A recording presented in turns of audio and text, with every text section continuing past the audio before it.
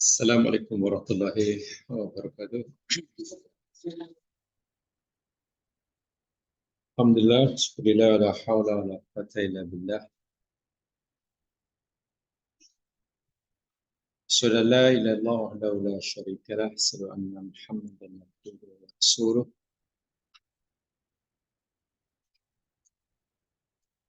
Allahumma salli ala Muhammad wa ala ali Muhammad. Raditu billahi rabba, bislami dina,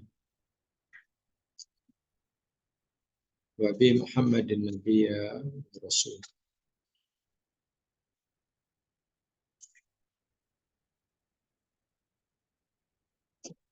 InsyaAllah kita akan teruskan seri kajian hadis kita berkaitan dengan kalimat tauhid Miftahul Jannah. Dan hari ini kita akan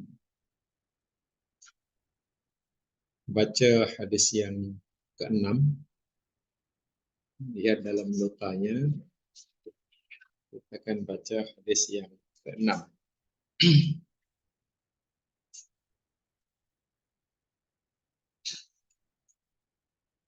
Sebenarnya yang kita sudah maklum daripada hadis-hadis yang telah dipelajari, menunjukkan betapa pentingnya dan mustahaknya, dahsyatnya kalimat tauhid, sehingga siapa sahaja yang ketika ia mati, meninggal, dan ia masih ada pada hatinya tauhid dan tidak ada padanya syirik, maka dia tetap dijanjikan oleh Allah baginya syurga, sungguh pun dosanya sangat banyak dan besar-besar belaka. Sehingga ini bermakna dalam Islam tidak dibenarkan siapa saja dengan mudah menafikan tauhid yang dimiliki oleh seseorang. Artinya, bila seseorang itu telah mengucapkan kalimat tauhid, la ilaha illallah wa asyhadu an la ilaha illallah, maka berhak ianya diperlakukan sebagai orang mukmin dan diakui keimanannya.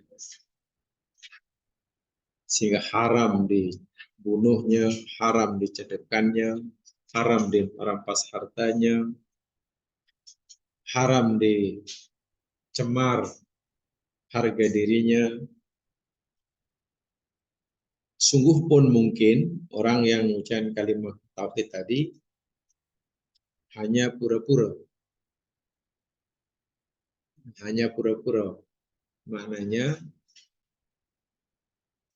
Allah saja yang tahu, yang dia sebenarnya hanya pura-pura supaya ia tidak dibunuh umpamanya.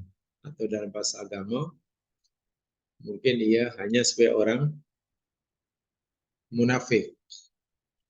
Orang munafik ini kan orang yang mengucapkan kalimat tauhid tapi pura-pura kan. Pura-pura karena hanya luaran sahaja yang mengucapkan kalimat tauhid tetapi hatinya tetap kufur. Bukan munafik kan. Tapi agama kita mengajar sungguh pun orang itu hanya pura-pura mengucapkan kalimat tauhid atau bermaksud ia hanya munafik, maka Islam menyuruh kita untuk tetap memperlakukan orang tersebut sebagai orang mukmin, bukan sebagai orang kafir. Orang yang mengucapkan kalimat tauhid walaupun hanya pura-pura, namanya munafik, Islam mewajibkan umatnya memperlakukan dia sebagai orang mukmin, bukan orang kafir. Karena sebagai orang mukmin maknanya tak boleh dibunuh, tak boleh dicedekkan, hartanya dilindungi, tak boleh dirampas, harga dirinya dimuliakan, tak boleh dinodai. Sama. Dia punya hak sama dengan orang-orang mukmin yang lain. Sama. Dari segi syariat, dari zahirnya. Walaupun hakikatnya menurut Allah, dia munafik. Itu urusan dia dengan Allah. Bahasa mudah seakan-akan Allah berfirman, wahai hambaku, ini hambaku ini bukan kalimat tauhid, mengakui aku ini Tuhan satu-satunya, maka perlakukanlah ia sebagai orang mukmin. Walaupun aku tahu dia hanya pura-pura. Contohnya seakan-akan Allah kata begitu. Dimana kita sebagai orang Islam jangan terlalu mudah menafikan keimanan orang lain. Itu salah besar. Sikit-sikit orang itu dikafirkan, dipanggil mazhab takfiri itulah. Sikit-sikit dikafirkan. Sebab bila orang itu sudah, katalah A sudah menganggap B ini bukan Muslim, kafir, maka B akan pasti akan berbuat sesuka hati lah orang itu. Mau buat apa pun tak merasa bersalah karena dia yakin dia orang kafir. Itu bahaya dia, sangat bahaya. Jadi itu sebenarnya satu perangkap iblis ya, agar seseorang yang melakukan kesalahan terhadap orang lain itu tidak terasa bersalah, maka orang lain itu dianggap sebagai bukan Muslim. Dan itu bahaya sekali. Dan itu bahaya sekali. Coba kalau orang itu masih yakin dia orang Muslim, pasti rasa bersalah, nak caci rasa bersalah, nak rampas hartanya bersalah, lebih lagi nak bunuh rasa bersalah. Jadi untuk merasa tidak bersalah, macam mana supaya tidak rasa bersalah nak buat apa saja pada orang itu? Ya dikafirkan. Itu bahaya sekali dari penyakit akhir zaman itulah. Mudah sangat menafikan keimanan seorang. Walhal masalah iman, masalah hati itu urusan Allah. Itu hak mutlak Allah. Kita boleh campur tangan. Kita hanya boleh campur tangan dari si zahir. Dia baca syahadat atau tidak, sudah. Muslim lah, sudah lah. Tak payah, tapi ya lah. No tapi. Jadi la tapi ya. La tapi ya itu mana no tapi. Hatinya itu urusan dia dengan Allah. Kita tidak diberi hak oleh Allah untuk mempertikaikan hati seorang. Sudah. Nahnu nahkumu bidzawahir. Kita hanya boleh berhukum, berpandukan apa yang zahir. Wallahu yatawalas sarair. Sedangkan Allah lah yang mengetahui dan menguasai perkara-perkara yang sarair, yang rahasia yang ada dalam. Ini penting sekali. Ini hadisnya. Hadis riwayat Muslim. Hadis yang ke-6 ya. Situ nomor 6 ya. Ada nomor 6? Ya. Takut ada, tahu-tahu nomor 16. Nomor 6. Ada ya? Hadis dari siapa tuh? Bersumber dari siapa? Sahabat Nabi siapa? Usamah bin Zaid. Betul ya? Waqala dan berkata Nabi. Ini Nabi yang berkata, bersabda, li Usamah bin Zaid. Nabi pernah berkata, menegur lebih tepatnya, Usamah bin Zaid. Anak pada Zaid bin Harisah, anak angkat Nabi SAW. Firrajulil ladzi qatalahu ba'da an qala la ilaha illallah. Nabi tanyakan kepada Usamah bin Zaid tentang seorang lelaki, yakni pasukannya lah. Rajul ini yakni pasukan Zaid, karena waktu Zaid jadi panglima perang. Walaupun umurnya baru belasan tahun, ada yang mengatakan baru 16 tahun. sudah dilantik oleh Nabi jadi panglima perang. Itu luar biasa tuh rekodnya. 16 tahun didapat kepercayaan dari Rasulullah jadi panglima perang. Anak-anak kita sekarang 16 tahun jadi panglima apa?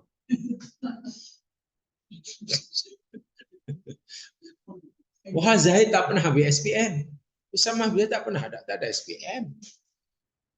Ulah bangsaan pun tak pernah. Ditanya tentang lelaki yang alladzi qatalahu, tentang lelaki yang dibunuhnya. Dalam peperangan Zaid membunuh seorang lelaki musuh. Ba'da'an qala, selepas lelaki yang dibunuh oleh si Zaid tadi, telah mengucapkan la ilaha illallah. Tapi dibunuh juga oleh si Zaid, oleh si Usama. Lalu Nabi tanya, lima qatal tahu. Usama, lima qatal tahu. Kenapalah engkau telah membunuh orang yang mengucapkan la ilaha illallah.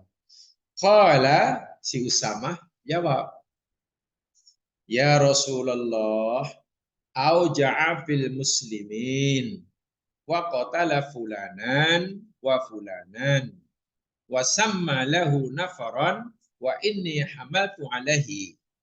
Ya Rasulullah, ini orang telah menimbulkan keraguan dan kebingungan pada orang mukmin. Dia bunuh fulan dan fulan.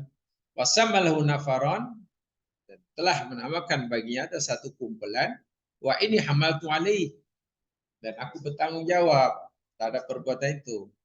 Falamma ra'as saif, tatkala orang itu melihat pedang, ini ceritanya ya, Nabi utus pasukan perang. Panglima perangnya namanya Usama bin Zaid. Nabi tak ikut. Karena orang ini akan memerangi Islam, jadi Nabi antar pasukan. Sesampainya di tempat musuh ini, ya berlakulah orang-orang gitu.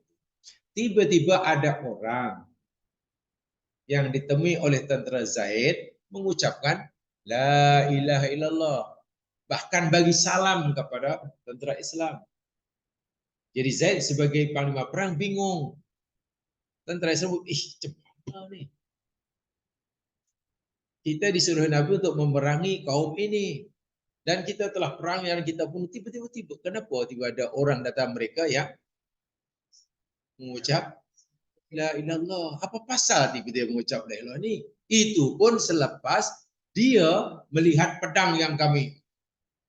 Karena ketika dia melihat kami sungguh-sungguh nak memerangi mereka, nak bunuh mereka. Jadi qala la ilallah, kemudian cakap la ilallah. Rasul jawab, Rasul beritahu, aku tahu, ada engkau terus membunuhnya juga, wahai Usama? Qala na'am, ya.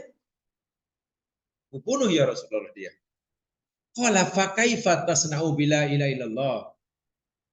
Wahai Usama, macam manalah engkau melakukan perbuatan, yakni membunuh orang yang telah mengucapkan la ilaha illallah idza ja'at yaumul qiyamah. Macam mana nanti sudah bila tiba hari kiamat dan kamu dipertemukan dengan orang itu di hadapan Allah?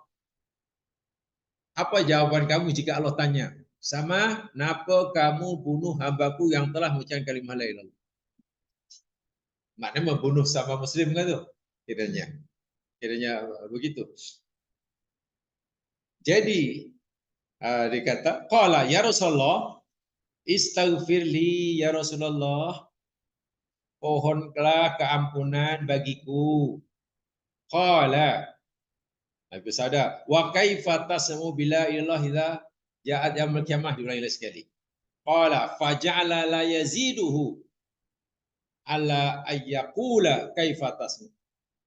Lalu Nabi terus mengulang-ulangi. Macam mana nanti kamu pada hari kiamat? Ditanya oleh Allah. Macam mana kamu dari kiamat? Bila Allah pertanyakan amalan kamu. Kaifa tasmu? Kaifa? Diulang oleh Nabi.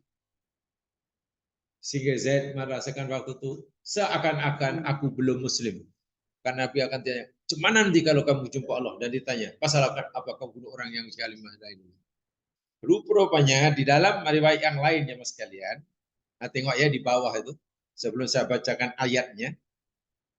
Saya baca ayatnya itu di bawahnya itu ada qala sallallahu alaihi wasallam. Nah, ya. Daripada Abu Sa'id Al-Khudri, yakni lam u'mar an anqaba ala qulubin nas wala asqa butunahum. Wahai Zaid, karena ayat apa? Nabi Saud ini apa namanya? Kemudian Nabi tegur, aku tidak disuruh wahai Zaid untuk aku membelah, mengorek-ngorek, melubang hati manusia. Dan aku tidak disuruh untuk membelah perutnya, perut mereka. Maksudnya apa nih? Agak-agak maksudnya apa nih? Zaid, aku tidak disuruh oleh Allah, tidak dipilih Allah untuk belah hati manusia, untuk korek, belah perut mereka. Maksudnya apa? Karena sebelumnya Zaid menjawab begini, ini hadisnya panjang ya, ini hanya saya kasih aja. Begini Rasulullah, kami yakin dia mengucap kalimat itu karena takut kami bunuh dia. Dan melihat kawannya kami bunuh, ya karena orang kafir kan, memerangi dibunuh. Karena dia melihat kami nak membunuh mereka, maka dia pun cepat-cepat la ilallah. Jadi kami yakin dia mengucap la ilallah bukan kerana ikhlas karena Allah, tapi karena takut dibunuh. Kan kalau sudah itu kata itu alasan Zaid terus membunuhnya. Lalu Nabi marah. Hai Zaid, dari mana kamu tahu dia mengucapkan kalimat lalu pasal takut kamu, bukan karena Allah. Dalam mata yang lain, adakah engkau telah membelah dadanya dan engkau telah melihat dalam hatinya yang dia mengucapkan la ilaha illallah itu kerana takut engkau? Cuman kalau Nabi tanya begitu, maknanya apa tuh? Adakah engkau telah belah dadanya dan kamu tahu dalam hatinya itu dia mengucapkan la ilaha illallah karena takut engkau? Aku tak disuruh untuk belah dada orang, aku tidak suruh untuk. Takkan Zaid menjawab, sudah Rasul, aku belah dadanya dan aku tengok tak jumpa. Itu lurus bendul sangat. Bila Nabi kata, sudahkah engkau belah dadanya dan engkau lihat dalam hatinya bahwa dia mengucapkan kalimah la ilaha illallah pasal takut. Itu Nabi sangat marah betul. Sebab kalau ya aku sudah belah, ya mati maknanya. Maknanya jangankan Usamah bin Zaid, Nabi pun oleh Allah tidak disuruh untuk mengorek-ngorek belah adanya dan pastikan tak. Itu urusan dia dengan Tuhan. Bila dah mengucapkan la ilaha sudah lakukan saya sebagai orang Islam. Tengok bagaimana mahalnya kalimat tauhid. Saya ulangi sekali, jika sekiranya dia betul-betul hanya pura-pura takut dibunuh, itu urusan dia dengan Allah, namanya munafik, betul. Kalimat sadahnya tidak dimiliki Allah, ya.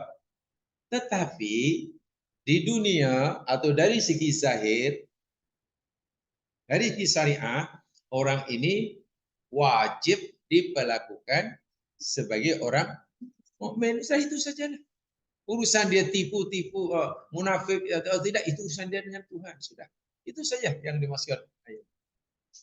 Sehingga madhab takfiri, pahaman takfiri, orang begitu mudah mengkafirkan orang, mudah menafikan iman. Itu bahaya sekali. Ini pernah dilakukan oleh kesilapan dilakukan oleh Usama bin Zaid. Sehingga Usama bin Zaid pun merayu pada Nabi, ya Rasul, tolonglah pohonkan keamanan bagi aku. Dan komen sama masa itu seakan-akan aku belum jadi orang muslim. Karena kesal sekali, menyesal sekali. Cemana sampai karena dia silap ya, silap menilai. Dia fikir orang itu mengucapkan kalimat la ilaha karena terpaksa takut kena bunuh. Kan kalau sudah la ilaha pasti tak dibunuh kan?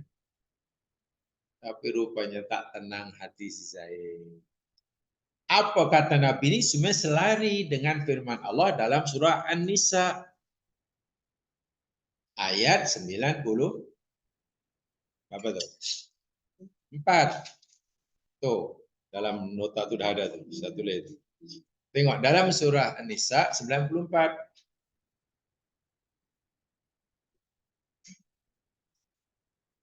Ya ayyuhalladzina amanu.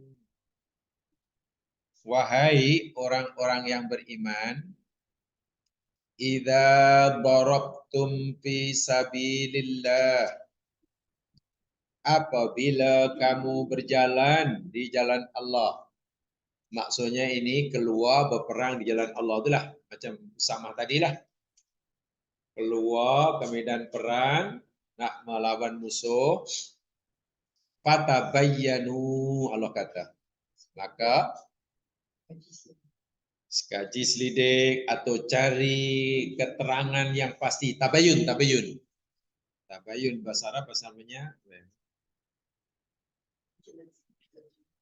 Kena buat tabayun lah. Ya tabayun. Bahasa Arabnya pun tabayun. Ya. Apa dipanggil? Klarifikasi lah. Ya, buat klarifikasi.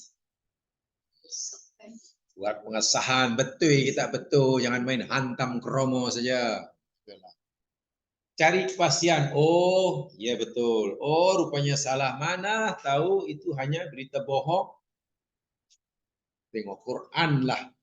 Ajaran Islam, ajaran yang mengajar kita untuk tabayun bila melihat apa-apa sesuatu. Jangan terus ambil keputusan.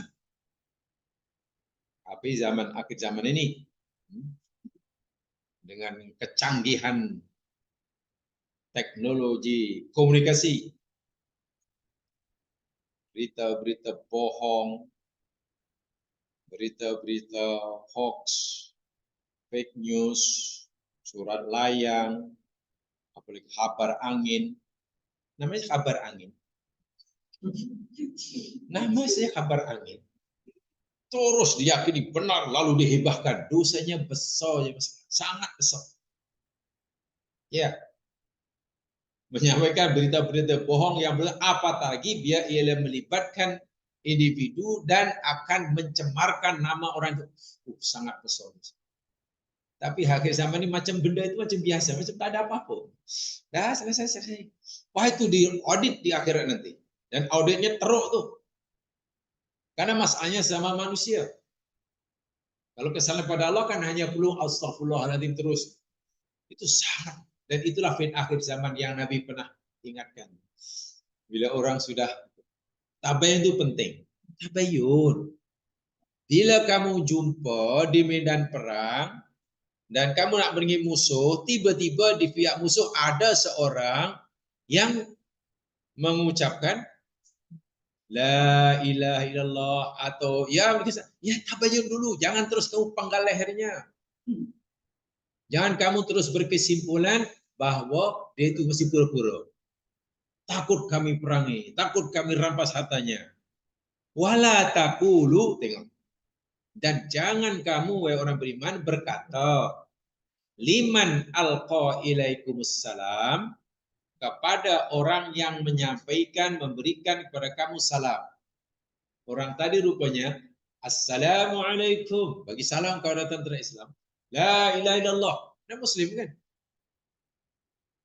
Allah kata pada orang yang macam itu, walaupun kamu temui di medan perang, jangan segera cepat-cepat kamu kata pada mereka lasta mu'minan. Lasta mu'minan. Apa sebenarnya? Lasta mu'minan. Kamu bukan, awak bukan Muslim. Saya tahu pura-pura. Hati awak tu dapat saya teropong. Saya nampak teropong. Awak bohong. Allah yang kata jangan. Lasta mu'minan. Lasta mu'minan. Apa pula? Saya tahulah. Tengok pula. Saya boleh teropong hati kamu. Allah yang larang ya. Jangan cepat-cepat kata lasta mu'minan. Kalau orang itu sudah baca syahadah. Yang tujuannya tabtaguna aradul hayatid dunya. Kamu hendak mencari apa tuh? Harta benda kehidupan dunia, karena rupanya orang ini jamaah sekalian dalam satu tafsir, ia sedang mengembala kambing, banyak kambingnya. Jadi kalau dibunuh, tak dinafikan imannya, kan kambingnya boleh dikapas. Tapi kalau dia orang Muslim, kan kambing piaranya tidak boleh Allah, bersederhana sekali ya. Tujuannya hanya nakkan rampas harta orang itu. Fa indallahi maghanimu katsira. Dan di sisi Allah itu harta rampasan yang banyak. Kadzalika, macam tu jugalah wahai orang mukmin, kuntum min qablu. Keadaan kamu dahulu macam tu juga lah. Dahulu sebelum kamu mukmin macam tu keadaan kamu. Famannallahu alaikum. Lalu Allah memberikan anugerah ke atas kamu. Dahulu kamu pun kafir. Lalu Allah bagi anugerah memeluk agama Islam. Lagi sekali Allah kata, tabayyanu, tabayyanu. Siasat dahulu. Selidiki dulu, jangan mudah dengar sampaikan, nampak putuskan. Ini kerja apa? Tengok ayat ini sudah banyak dilanggar akhir zaman. Paling mudah sehingga timbul masalah yang tak henti-henti karena ayat ini dilanggar. Dan biasanya jamaah sekalian, orang cepat mengambil kesimpulan seperti itu biasanya kan apa ya? Karena apa? Orang cepat mengambil kesimpulan, awak pura-pura, awak bukan Muslim, awak. Biasanya karena apa? Orang yang mudah mengkafirkan tidak, orang yang mudah menafikan keimanan orang lain itulah. Ini ya, bayangkan ayat ini turun berkaitan dengan tadi Usamah jumpa seorang mukmin di negeri kafir yang tidak diperangi. Ini dalam peperangan. Tiba-tiba ada seorang yang ucap kalimat syirik. Itu pun Allah kata, jangan kamu jangan kata kamu tak beriman. Di negeri musuh. Akhir zaman bukan negeri musuh. Sholatnya masih sama, hajinya satu kapal, puasanya Ramadan. Itu pun kadang munafik. Dia beriman. Mana tak lebih dahsyat? Lebih dahsyat sekarang. Mudah sangat menafikan iman orang lain, wahal masih sama-sama Muslim. Sholatnya masih lima waktu, masjidnya sama, hajinya dahulu bahkan satu keti.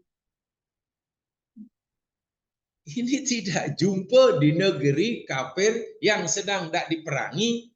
Orang itu pun tidak boleh dinafikan keimanannya. Macam mana tuh? Tak bahaya ke? Ini biasanya apa? Orang yang suruh mudah mengoutkan orang nih. Orang mukmin yang mudah mengoutkan mukmin. Mengoutkan.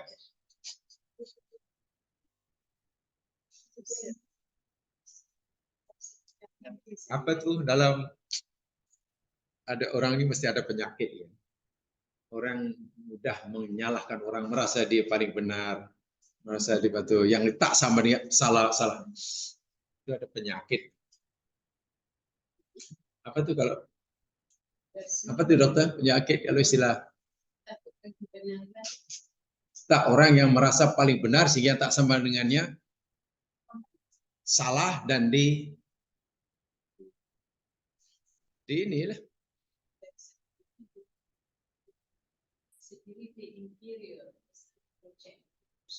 Rasa inferior.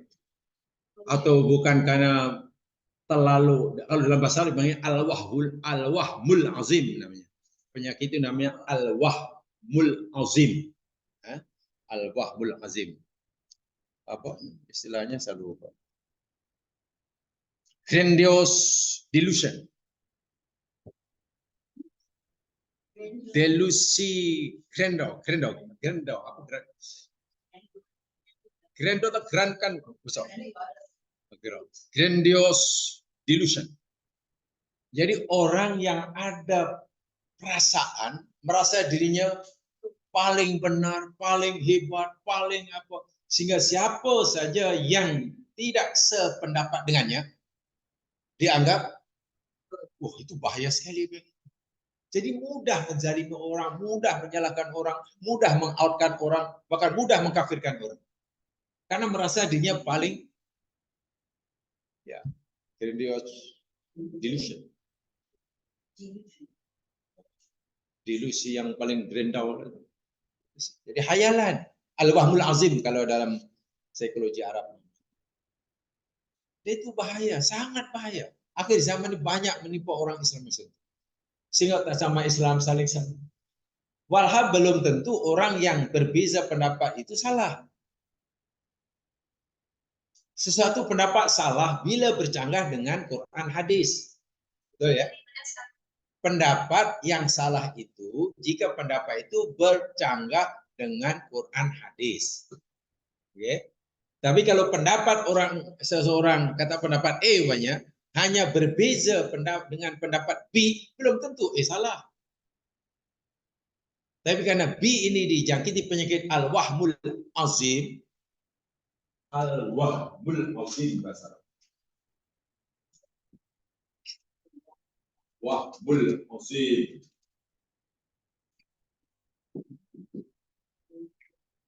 Itulah grandiose delusion itulah.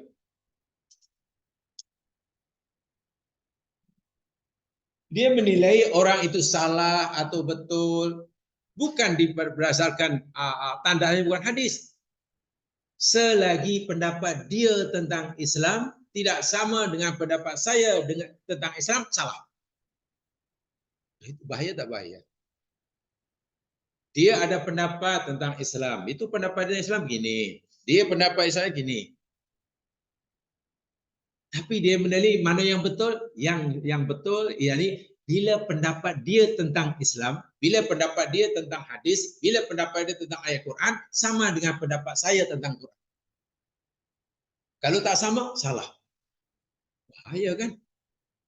Bahaya. Sehingga seakan-akan pendapat dia tentang Quran hadis itu adalah sebagai tanda aras yang bersifat mutlak. Itu sangat bahaya. Orang ini biasanya penyakit ini. Sangat mudah. Dan ini sebenarnya warisan daripada Khawarij. Orang Khawarij itu macam itu. Pada zaman dahulu kan selepas mangkatan Ali bin Abi Thalib kan muncul Khawarij. Mana-mana orang Islam yang pendapatnya tentang Islam tidak sama dengan pendapat mereka dianggap kafir. Ali kafir, Muawiyah kafir, kafir, semua kafir. Kata Khawarij. Yaitu mereka berusaha untuk membunuh orang-orang mukmin yang pendapatnya tentang Islam tak sama dengan dia. Jadi Khawarij itu betul-betul pengganas ekstremis yang paling dasar. Sebab itu dianggap ajaran sesat. Sedangkan Khawarij ini dari segi amal ibadah tak perlu dipertikaikan. Dia sangat kuat ibadahnya. Rajin. Pegang halal haram cukup hebat. Tapi itulah penyakitnya. Karena merasa dirinya yang paling benar, suatu kebenaran mesti dinilai sama atau tidak dengan pendapat dia. Kalau tak sama, salah. Ini sebenarnya ada penyakit namanya Harun Hasim. Sehingga Usamah ini sahabat Nabi. Ayahnya itu termasuk keluarga Nabi. Zaid kan sangat disayangi. Dia pun sangat disayangi oleh Nabi. Tapi ketika ia silap menilai keimanan seseorang, orang sudah baca la ilaha illallah, hanya diragui keikhlasannya hanya karena ia berada di negeri musuh. Seakan-akan Usamah tahu bahwa dia tidak ikhlas mengucapkan. Dari mana dia tahu ikhlas tak ikhlas? Nabi kata, sudah kamu belah dadanya? Itu bayar. Tabayunlah. Tabayun. Ya. Bahkan saudara sekali, jika sekiranya ia mengucapkan, katalah, semata-mata karena takut dibunuh. Mana mengucapkan kalimat syahadah, tidak ikhlas lah. Namanya munafik. Itu pun tidak boleh dibunuh. Orang munafik tidak boleh dibunuh, tidak mesti bukan sebagai orang Islam. Maknanya tetap mendapatkan manfaat daripada kalimah la ilaha dia ucapkan. Walaupun manfaatnya di dunia lah, di akhirat tetap masuk neraka. Begitulah mahalnya la ilaha illallah. Jadi jangan jangan suka menentukan niat orang. Sekarang ini mudahnya lah orang tuduh orang lain kurang Islam, kurang iman, munafik, bahkan dihalalkan. Dia tengok di negara lain dia awalnya tu bila di Afghanistan itu tak tahu bila nanti orang saling menghalalkan darah saudara muslimnya. Ketika kumpulan Muslim A hendak menyerang kumpulan Muslim B yang tak sepaham dengannya, itu menganggap ya orang kumpulan lain yang diserang itu Muslim ataupun dah tak Muslim. Mesti tak Muslim menurut dia kan? Pasti sudah dianggap sebagai non-Muslim. Itulah dipanggil mazhab takfiri itu. Yang sana pun juga, yang kumpulan sini pun menganggap sini pun dah tak Muslim lagi. Sampai bila? Walhal orang yang kan sekali saja la ilaha illallah walaupun di negeri musuh itu pun oleh Islam, oleh Quran dan hadis adalah diperakui sebagai orang. Tengok.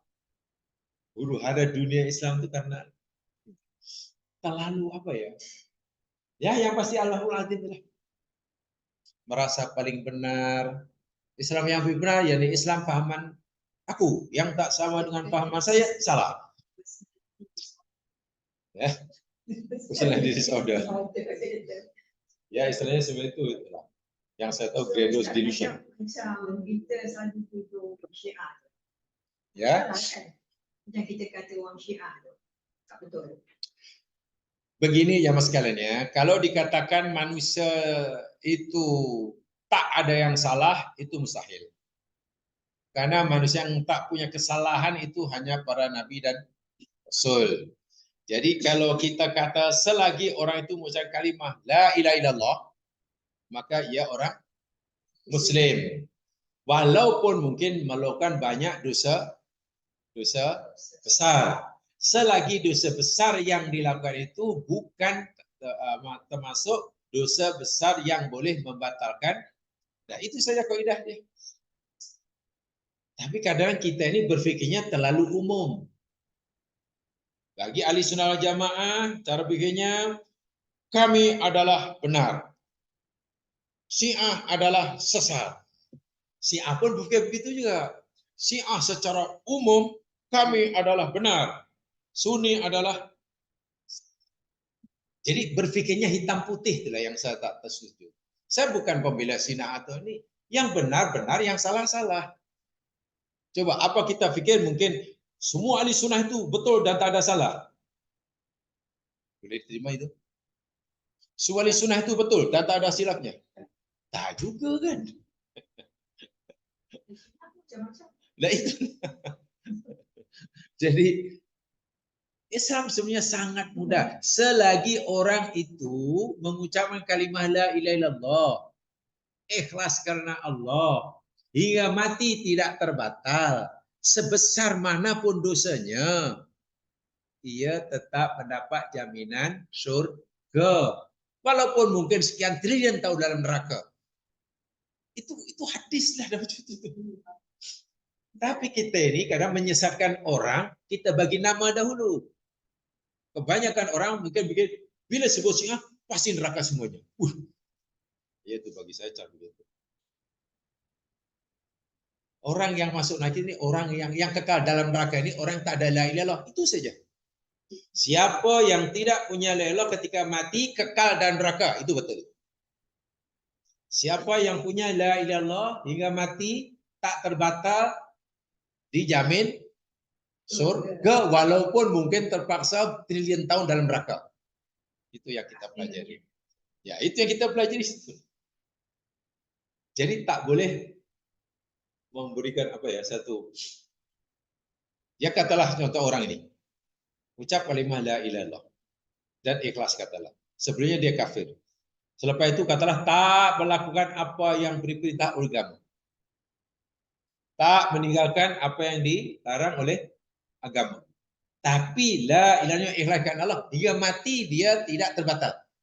Surga tempatnya walaupun mungkin yang gitulah.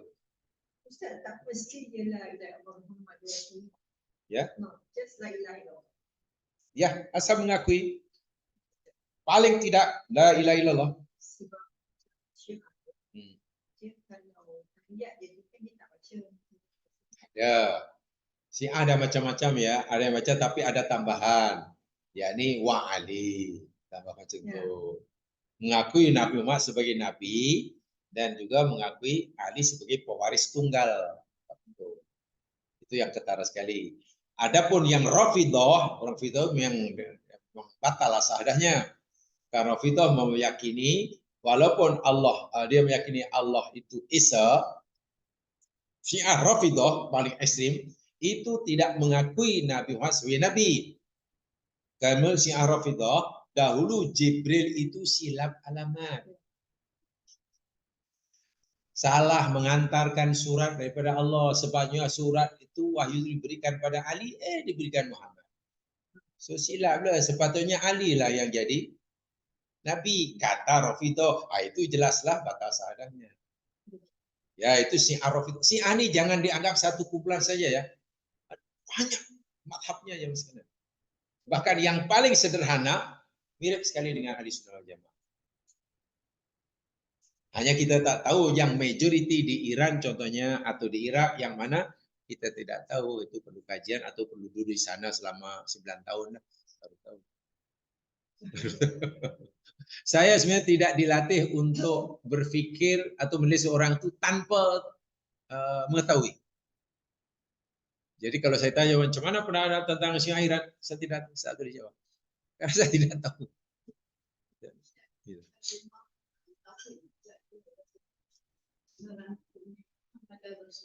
Betul. Bila orang sudah mengakui Allah itu satu-satunya Tuhan yang tiada duanya, mana dia juga mengakui apa yang Allah lakukan. Bila Allah kata, aku punya utusan, dia mesti yakini. Karena dia dia telah mengakui Allah saja sebagai Tuhan satu yang disembah, yang punya otoriti segala-galanya. Mesti meyakini kitabnya, mesti begitu.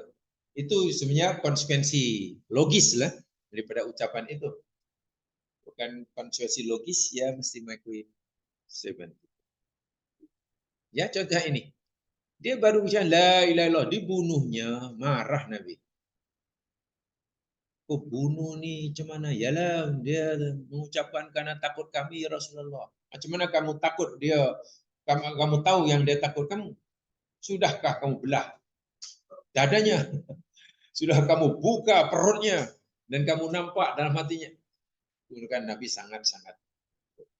Begitulah mahalnya kalimat Allah bila seorang itu telah mengucapkannya. Jangan dikacau. Anggap dan akui ia sebagai saudara mukmin muslim.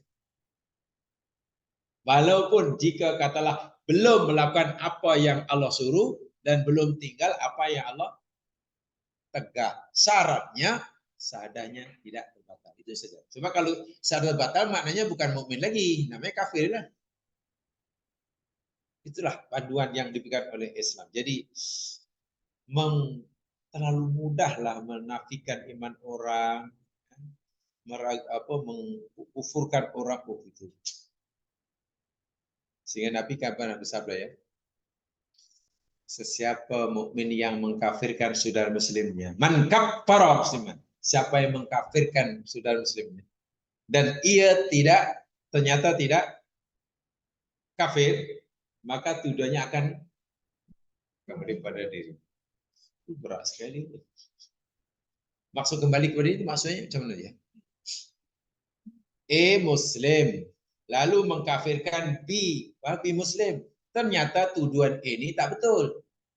Maka tuduhan kafir yang dilontarkan oleh kepada B itu balik pada diri E. Maksudnya betul. Mana yang kafir? Yang muslim yang tanggung. Yang tuduh kan? Yang tuduh.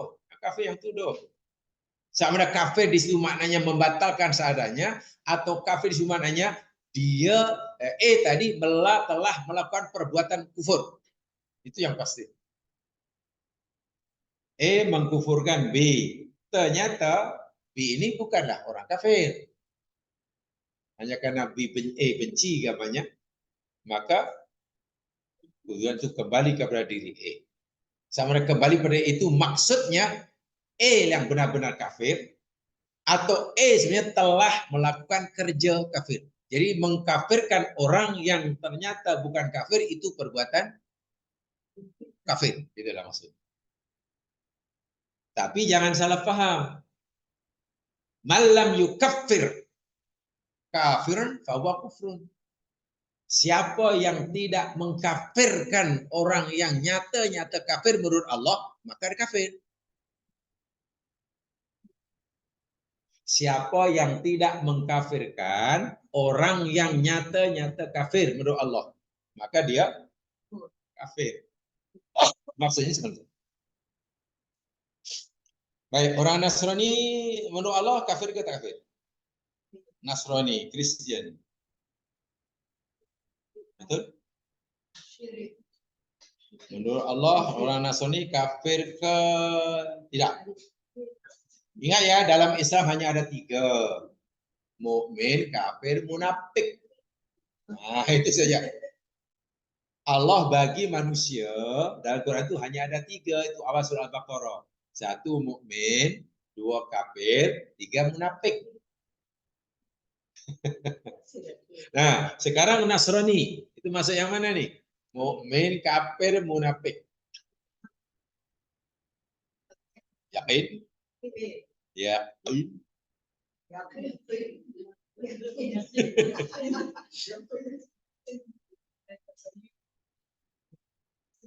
Tapi kalau ditanya umpamanya Anda meyakini orang Nasrani itu kafir, bahwa mereka itu baik, orangnya penyantun, penyayang, banyak bantuan, bahkan yang mereka bantu bukan orang Nasrani aja, orang Islam pun dibantunya, tak ini. Bahkan dia buat hospital free untuk mahaji yang tak mampu. Tahu kafir ya? Tahu ayatnya? Ya, supaya nanti pendapatnya kuat tuh kena tahu dalilnya. Kalau tidak nanti ada jadi ya gaduh. Kalau tahu aja senang. Tunjukkan ayatnya selesai. Baik, saya tunjukkan ayatnya. Supaya ini apa mantap, keyakinan jadi mantap. Lihat firman Allah Subhanahu wa taala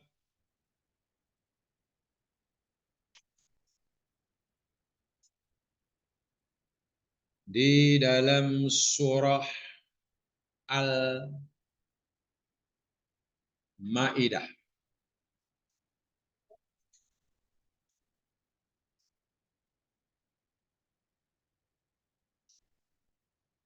Ayat yang ke-72.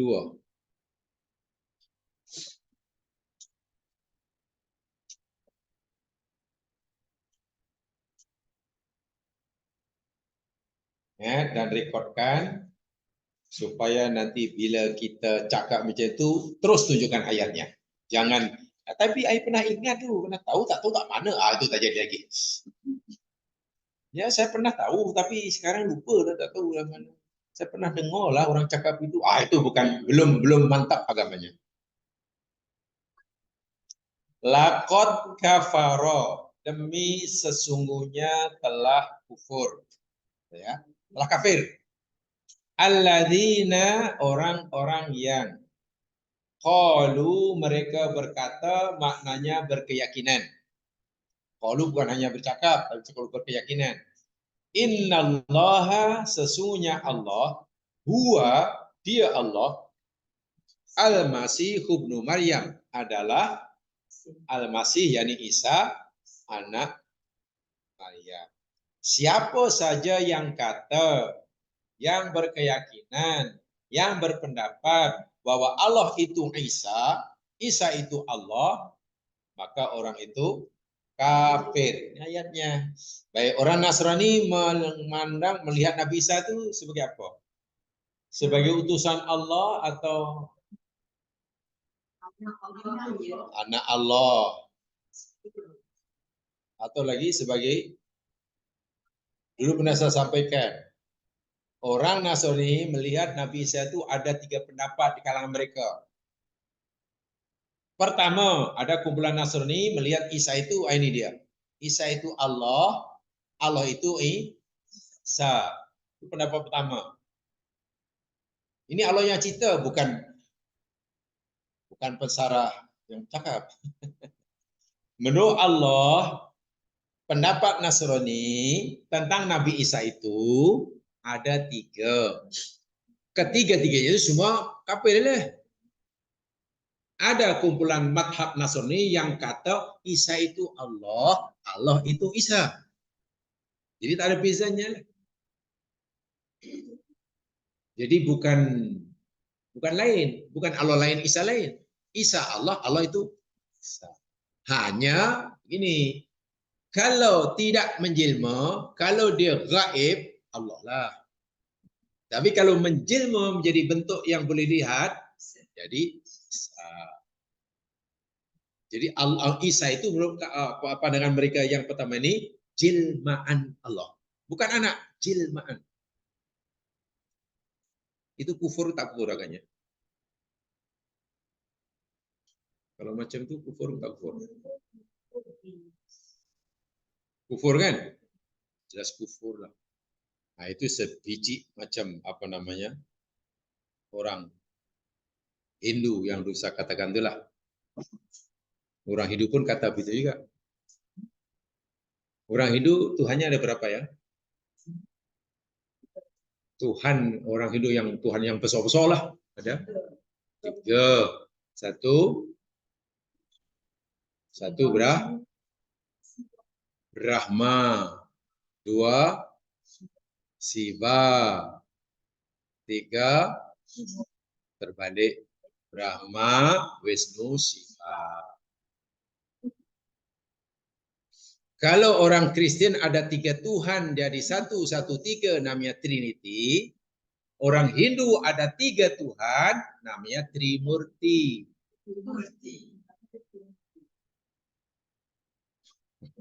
Trimurti. Tri itu 3, Murti itu penguasa. Jadi 3 penguasa, 3 Tuhan deh. Dari 3 Tuhan itu, Tuhan Brahma, Tuhan Wisnu, Tuhan Siva, orang Hindu paling suka pada Tuhan Wisnu. Kalau Tuhan Brahma kerjanya mencipta, cipta, buat aja. Segalanya dari pakar buat, tapi tak ada tidak jaga. Karena dia hanya pandai buat. Bila dah siap, siapa yang jaga? Tuhan Wisnu. Wisnu jaga. Jaga yang kasih makan, turun hujan, kasih buah, yang itu mereka suka. Tapi dia tak reti buat. Wisnu tak reti cipta, hanya jaga, yang memelihara ya. Dan tak reti nak rusak. Bila tiba masa untuk rusak, untuk hancur benda itu, pokok untuk mati, katalah mati, gajah ini mesti mati, dia tak reti nak matikan. Diserahkan kepada Siva. Siva ini kayaknya berusaha. 3 itu mesti bekerja sama, berkolaborasi. Itu paling suka yang Wisnu. Dan Wisnu kata orang hidup pernah menjelma menjadi manusia suci. Brahma tak pernah. Siwa tak pernah. Wisnu pernah menjelma menjadi manusia suci. Berada di planet bumi. Namanya Krishna. Namanya Krishna. Krishna itu manusia suci jelmaan Wisnu. Jadi kalau tak nampak namanya Wisnu, kalau menjelma namanya Krishna. Yaitu orang hidup paling suka nama Krishna Murti. Pasti suka. Seronok sebenarnya mempelajari ada apa comparative religion ini seronoknya, menyeronokkan. Dan sepatutnya dulu orang Islam belajar itu semuanya. Ya, saya hanya belajar 1 semester aja, jadi tak khatam lah. Tak khatam. Karena memang bukan takhasus. Macam orang Kristen meyakini Allah itu Isa, Isa itu Allah. Orang Hindu kata, ya Wisnu itu apa namanya Krishna, Krishna itu tentu. Dan itu kufur, jelas kufur. Yang kedua, ada orang Kristen melihat Nabi Isa, meyakini Isa itu bukan Allah. Isa bukan Allah. Allah juga bukan Isa. Tapi Isa anak kepada Allah. Itu yang nomor kedua. Samakah serupa dengan yang pertama? Fahaman kedua ini sama atau serupa? Tak sama kan? Kan yang mazhab pertama yakin Allah itu Isa, Isa itu Allah. Jadi bukan ada dua benda. Yang kedua tak, Allah itu Allah lalu punya anak, anaknya namanya Isa. Isa itu bukan Allah tapi Isa anak kepada, ada itu mazhab kedua seperti itu. Itu kira apa? Syirik ke? Apa kufur ke atau mukmin? Kufur. Dalilnya lihat dalam surah At-Taubah ayat 30. Satukan ayatnya supaya lebih bertanggung jawab dalam berpendapat kita. Jadi kalau tunjukkan ayat, nanti perbalahan itu tak jadi panjang gitu lah. Yang panjang itu kan biasanya masing-masing tak tahu dalilnya. Akhirnya andaian. Menurut saya, ya. Itu yang 6 minggu tak habis-habis. Sebab Quran itu di atas segala-galanya. Dan tidak mungkin salah. Al-Quran tidak mungkin salah. Taubah 30. Wa qalatil yahudu, dan berkatalah Yahudi. Yahudi berkata, Yahudi berpendapat Uzair ibnullah. Apa itu? Uzair adalah anak pada Allah. Itu kata Yahudi. Yahudi yakin Allah itu ada. Betul. Dan Yahudi juga yakin Allah punya anak. Nama dia Uzair. Waqalatin Nasara, dan berkatalah Nasrani. Al-Masihu ibnullah. Tengok. Yakni Al-Masih, Isa itu adalah anak pada Allah. Bukan Allah, anak pada Allah. Lain yang pertama. Dah beza madhab mereka. Beza. Ya, lain mazhab yang pertama tadi. Nasrani juga. Dan sama-sama kufurnya. Saya tidak tahu di Malaysia ini lebih banyak yang mana. Ikut pendapat yang pertama atau yang kedua, saya tak tahu di Malaysia. Kalau tanya Padi-Padi, hanya Tuan Padi, menurut pandangan Tuan, Isa itu siapa? Isa itu Allah, Allah itu Isa, atau Isa itu anak pada Allah? Akhirnya jawab Padi apa? Kebanyakan. Anak pada Allah. Pada Allah. Baik, baru dua kan? Ada tiga di kalangan Nasrani tentang siapa Nabi Isa. Yang ketiga ini lihat dalam surah Al-Maidah.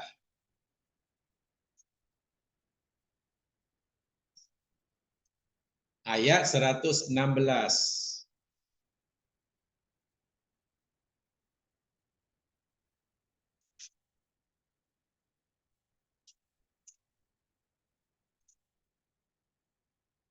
Al-Maidah 116. Ini madhab yang ketiga di kalangan Nasrani tentang Isa, ya, tentang Isa saja.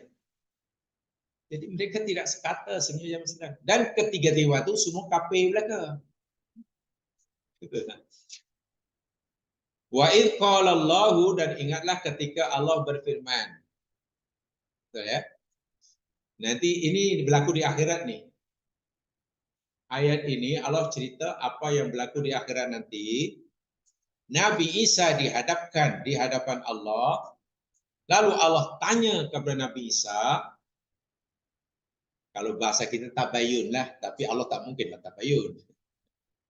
Jadi Allah minta keterangan Nabi Isa tentang yang berkaitan tentang pengikutnya. Karena di dunia sekarang ini, manusia yang paling ramai disembah orang siapa?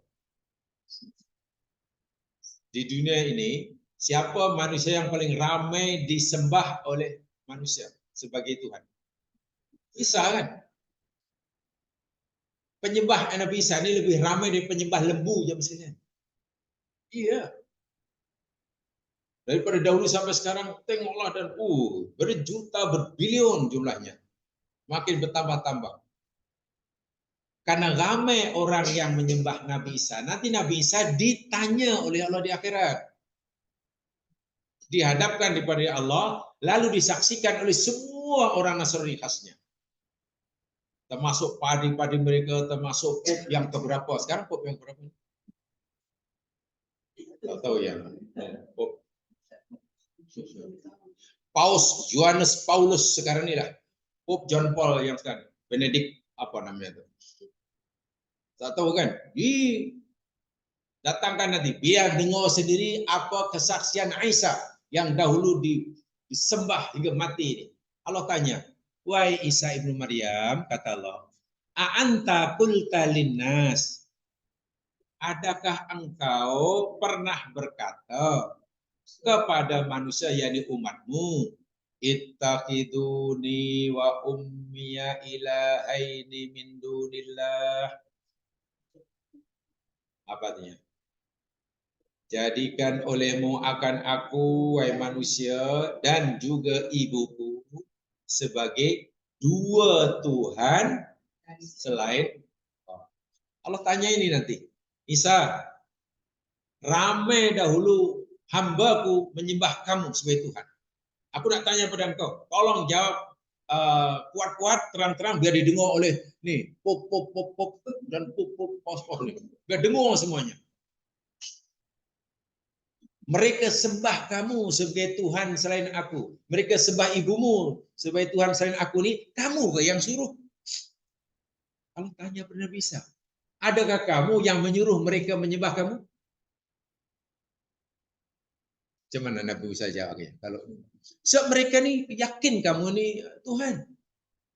Jangan-jangan kamu yang suruh mereka.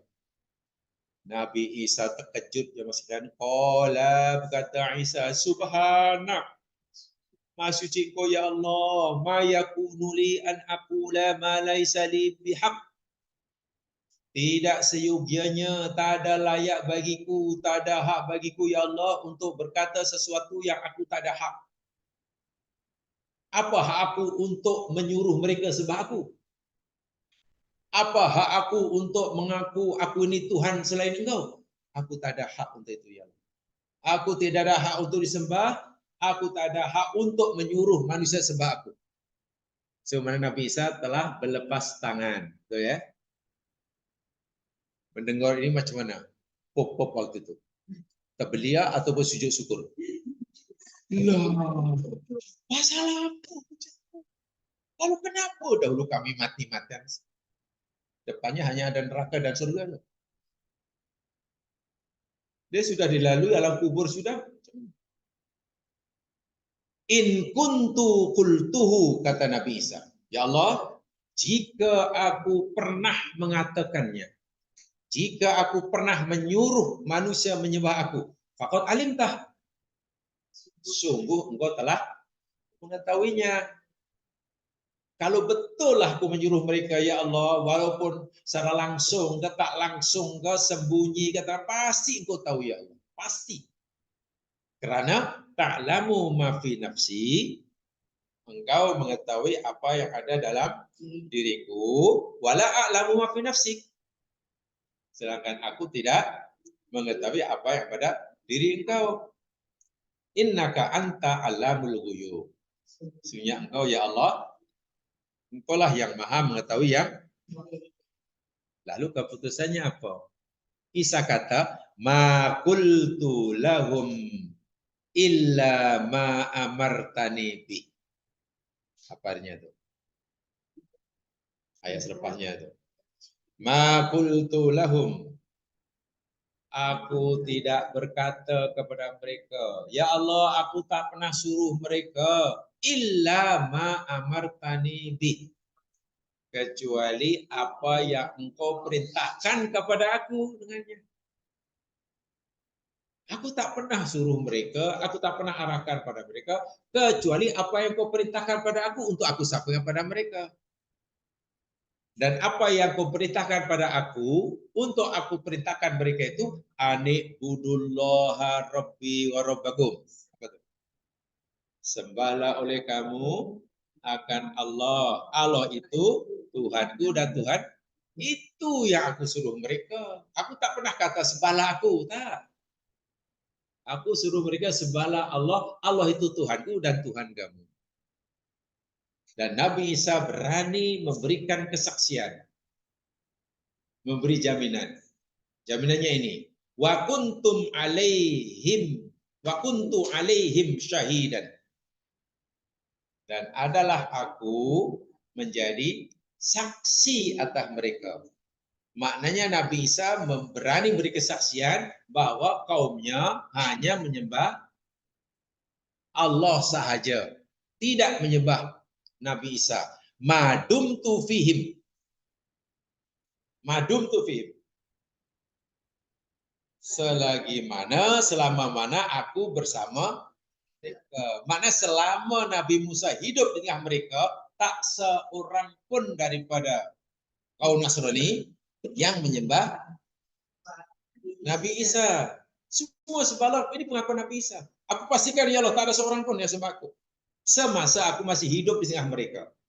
Tetapi falamma tawaffaitani, maka tatkala engkau telah mematikan aku, kan Nabi Isa belum cukup, misalnya belum dewasa, belum tua lah, dikejar-kejar oleh Yahudi untuk dibunuh kan. Lalu Allah selamatkan kan. Bila Allah selamatkan, Allah angkat Nabi Isa, mana Nabi Isa tidak lagi hidup di tengah-tengah umatnya kan. Nah, mulai itu ya Allah, ketika aku sudah tidak lagi hidup di tengah masyarakat mereka, karena aku telah aku, kunta antar raqiba alaihim. Adalah engkaulah ya Allah yang maha memerhati atas aku dah tak tahu ya, karena aku tidak bersama mereka. Jadi aku tak tahu apa yang berlaku selepas aku tak bersama mereka. Sama ada mereka masih menyembah engkau ke, sudah melihat aku tak tahu. Karena aku sudah tidak lagi bersama mereka. Jadi jika sekiranya mereka tiba-tiba menyembah aku, kan salah aku dah. Karena aku dah mati. Aku hanya pastikan mereka menyembah engkau dan tidak menyembah aku selama aku hidup. Ini pembelaan Nabi Isa terhadap dirinya ya. Sebab Nabi Isa ditanya Allah, Isa, ini ramai orang sembah kamu ni, engkau yang suruh. Nabi Isa membela diri. Dan pembelaan ini diterima oleh Allah. Oh begitu. Jadi Nabi Isa dianggap salah atau tidak? Jika sekarang disembah oleh ramai orang. Tak. Waktu itu pom-pom ini tercengang ya, menangis air mata darah. Berbilion orang nanti menangis mendengar ucapan Nabi Isa. Lalu Nabi Isa serahkanlah keputusannya pada Allah lah. Macam mana sekarang nasibnya? Mereka ini dah tak sembah engkau, ialah sembah aku. Tapi bukan salah aku. Nabi Isa sangat bijak. Ayat 118 ini keputusan Nabi Isa. Yang Allah yang ia pohonkan pada Allah. Ya Allah sekarang beginilah ya Allah keputusannya. In tu'adzibhum. Apa itu? Jika engkau siksa mereka. Ya Allah, jika engkau siksa mereka, umatku yang menyembah aku, yang syirik kepadaku, walhal aku tak suruh pun, ya kamu adab mereka karena mereka berusaha, fa innahum ibadum. Sebenarnya mereka itu hamba-hambamu juga. Aku tak boleh cakap apa-apa, tak boleh halang, itu hambamu juga. Mau engkau siksa ke, engkau apa ke, balun ke, engkau malaikat tampor. Itu hambamu juga. Tak ada siapa yang protes. Tapi wa in taghfir lahum, dan jika engkau ampunkan mereka, fa innaka antal azizul hakim. Maksudnya engkau adalah maha perkasa lagi bahak. Tengok bagaimana bijaknya Nabi. Nabi Isa tak kata, ya Allah, karena mereka nampaknya sudah memburukan nama aku tandai aja ya Allah. Tak, Nabi Isa tak cakap itu. Cepat ya Allah, siksa dengan yang keras dalam neraka, karena mereka telah menderhaka engkau dan telah memfitnah aku. Kalau bisa cakap itu semuanya patut kan, karena namanya diburu kan. Tapi Nabi Isa tetap menyerahkan pada Allah. Ya Allah, aku ucap pada engkau, ya Allah, kalau engkau nak siksa, mereka ini hambamu juga. Tak ada siapa yang protes. Tapi kalau engkau ampunkan pun, ya engkau maha kuasa. Sudah. Hebat ya para nabi ini. Wah, kalau kita kata jadi Nabi Isa, macam mana keputusan kita? Ya Allah, jangan terus bahagia jadi geram tunggu. Namaku hancur. Patutlah orang seperti tak layak jadi Nabi.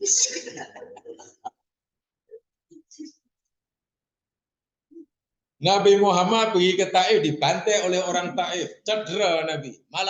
Malaikat Jibril datang membawa malakul jabal, malaikat jaga bukit. Memperkara pada Muhammad, ini Allah utus malaikat menjaga gunung ini. Terpulang padaku nak minta apa pun dia akan melakukannya. Dan malaikat jabal ini betul-betul dapat permit daripada Allah.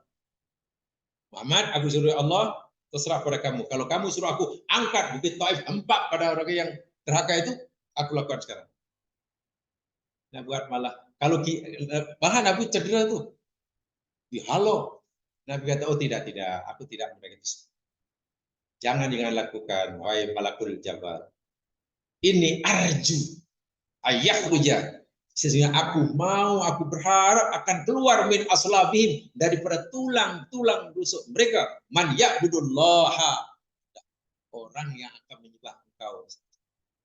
Artinya walaupun untuk nenek moyang ayahnya sekarang ini jahat, tapi aku mengharap nanti adalah anaknya ke cucunya yang mukmin. Sebab kalau yang jadi dibinasakan, ya pupuslah. Tengok Nabi masuk, walhan Nabi sangat-sangat dihina, dicela, dan ada tawaran percuma dari malaikat diizin oleh Allah. Nabi memilih, jangan. Ya Allah, berilah petunjuk pada hambamu yang karena mereka belum faham. Baik, sekarang kalau kita jadi Nabi Muhammad waktu itu, kita dihina, dizalimi, malaikat datang memberi tawaran percuma. Gimana kan? Malaikat belum habis cakap pun, terus, memang patut tumis malaikat, tumis. Disinilah yang kita semuanya masih jauh mengikuti sunnah. Kita ini sikit-sikit, bisa sikit pun dah Allah gaduhnya sama mati. Sikut sunnah Nabi mana? Islam cap apa yang kita nak tegakkan? Inilah jadi susah ya kalau ikut sunnah Nabi ini. Jangan, mari kembali pada sunnah Rasul. Jangan hanya bab solat, takbir, angkat tangan tinggi ke rendah, mengingkang ke ini ke, letak tangan di dada ke, di bawah ke, julur. Janganlah ikut sunnah itu kan hanya itu saja. Memang itu aja Nabi sudahlah, tapi itu ya adalah ya, kena selesailah. Ada yang lebih besar yang sunnah yang kita sekarang mungkin belum mampu melakukan. Ini sunnah bab itu habis-habis, bab nanti macam mana berbincang bersiri-siri, macam mana baju, jubah, seluar itu boleh tak menutupi mata kaki atau di atasnya sampai betis. Wah, gaduh lagi. Aduh, kadang saya sedih dia itu. Bukan benda itu tidak ada, hadisnya ada, tapi sampai bila orang akan terus mencari benda yang seperti itu. Gitulah. So, paham ya di sini mana orang Nasrani itu orang kafir. Walaupun mereka punya pendapat yang berbeza tentang Nabi Isa. Ada kumpulan pertama berpendapat Isa itu adalah Allah, Allah itu Isa. Pendapat kedua berpendapat Isa itu anak kepada Allah. Subhanallah. Yang ketiga, nih, apa nih? Mereka berpendapat Isa itu Tuhan yang berdiri sendiri selain Allah. Jadi ada tiga. Satu, Allah sebagai Tuhan yang berdiri sendiri. Dua, Isa sebagai Tuhan yang berdiri sendiri. Tiga, Maryam, Tuhan yang berdiri sendiri. Jadi masih ada tiga dan berdiri sendiri. Allah, Isa, Maryam. Yang Trinity yang Trinity yang berlaku pada zaman Trinity yang berlaku pada zaman Nabi di kalangan Yahudi itu, inilah Trinity ini. Adapun sekarang sudah bertukar, oh Trinity ya ini ada Allah, ada Isa, ada Holy Ghost. Itu akhir-akhir ini aja. Kalau ikut Al-Quran, Trinity yang banyak diamalkan oleh Nasrani pada masa dahulu meyakini ada 3 Tuhan, yakni Allah, Isa, dan Maryam. Ini dalilnya. Tapi sekarang sudah berkembang, pecah lagi, ada mata baru pula. Trinity bukan Allah, Isa, Maryam. Trinity yakni Allah, Isa, dan ini hantu suci. Tak tahu Holy Ghost itu hantu suci. Holy Ghost itu hantu suci mana ya?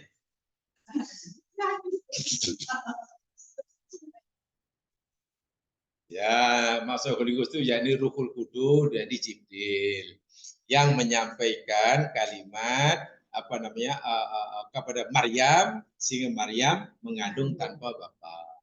Itu ada mata baru lagi. Dulu pada zaman Nabi, Holy Ghost itu bukan pahaman mereka. Trinity-nya yakni Allah, Isa, Maryam. Sekarang sudah, jadi jangan pikir keimanan Nasrani itu konsisten, berubah-ubah setiap, karena sesuai dengan kehendak ketua agama mereka. Dan tahukah Nabi Isa tadi kata, ya Allah, semasa aku hidup bersama mereka, aku pastikan semua sembah Engkau ya Allah. Itu kesaksian Nabi Isa. Dan memang tidak ada orang yang menyembah Isa semasa Isa masih hidup. Selepas Isa mati, dimati Allah, Isa kata, aku tak tahu karena aku sudah mati. Maknanya berlakunya orang menyembah Nabi Isa ini semasa Isa masih bersama mereka atau sudah tidak ada? Selepas tidak ada kan? Dan menurut kajian sejarah 200 tahun selepas Nabi Isa tidak ada. Baru timbul kepercayaan Isa itu Tuhan. Bukan masa Isa 202 abad. Iya. Iya. Baru ada pahaman Isa itu. Dan itu pun sebetulnya yakni hasil tipu daya orang Yahudi yang sangat benci kepada Nabi Isa. Yahudi kan sangat benci kan? Yahudi sangat benci pada Nabi Isa. Sebab itu kemudian dikejar-kejar Nabi bunuh kan, tapi gagal. Ini Yahudi itu, angkara Yahudi.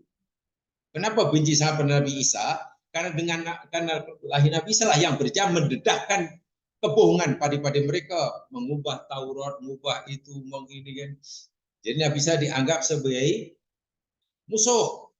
Apalagi musuh bagi ketua agama mereka, karena tembelang mereka pecah. Selagi Isa ini masih hidup, nanya kita, tak boleh cari makan. Maka dikejar dan dibunuh.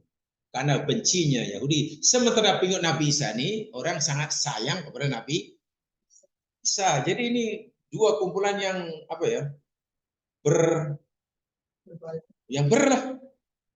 bercanggah bertolak belakang lah. Yang Yahudi sangat benci sehingga berusaha nak membunuhnya.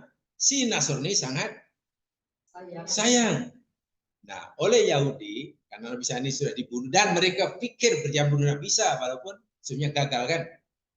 Sebenarnya gagal. Jadi macam mana supaya orang-orang Nasrani pengikut Nabi Isa ini tidak marah karena nabinya dibunuh? Karena dibunuh supaya tak marah cuman. Kalau kita punya pemimpin yang kita sayangi, tiba dibunuh oleh orang, marah tak gitu? Marah kan? Macam mana supaya tidak marah?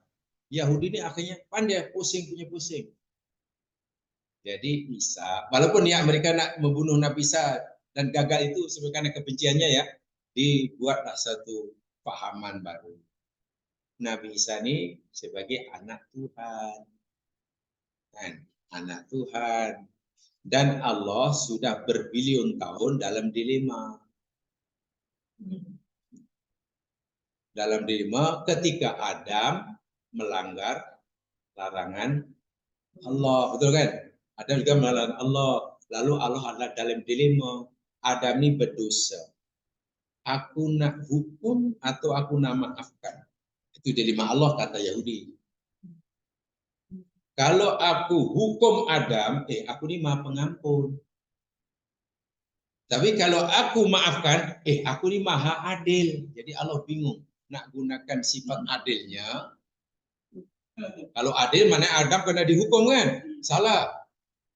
Atau aku nak gunakan sifat ghafur, maaf pengampun. Kalau aku ampun, salah takkan tadi? Dilema, cemang, Adam dosa, semua orang dosa-dosa. Sehingga kata Yahudi, Allah ada idea. Lama nih, tahun-tahun bergenerasi ini. Akhirnya punya, Adam berdosa, turunannya berdosa, dosa-dosa. Macam mana berdosa dosa? Anak cucu Adam nih.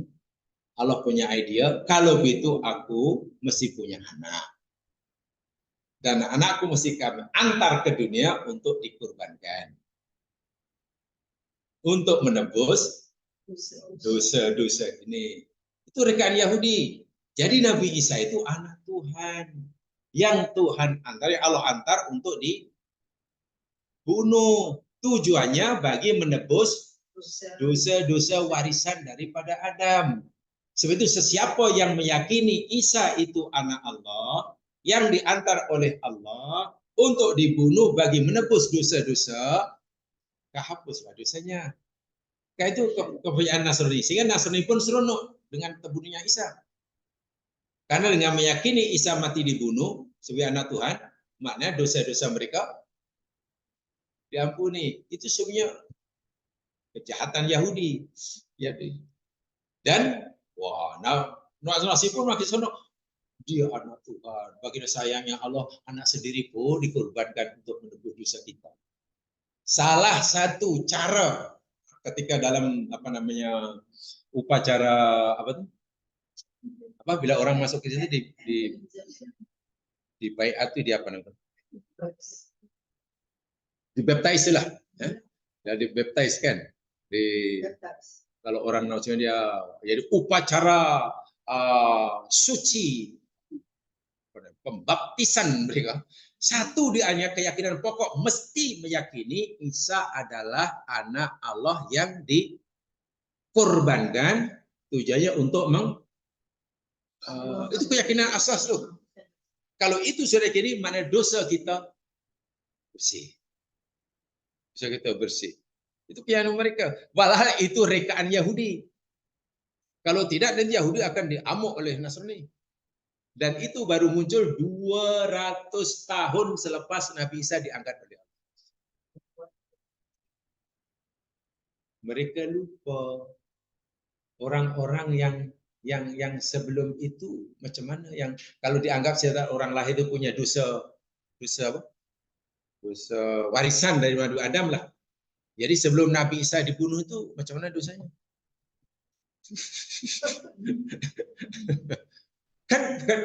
Kan pelik kan? Macam mana dosa warisan orang-orang yang hidup sebelum Nabi Isa?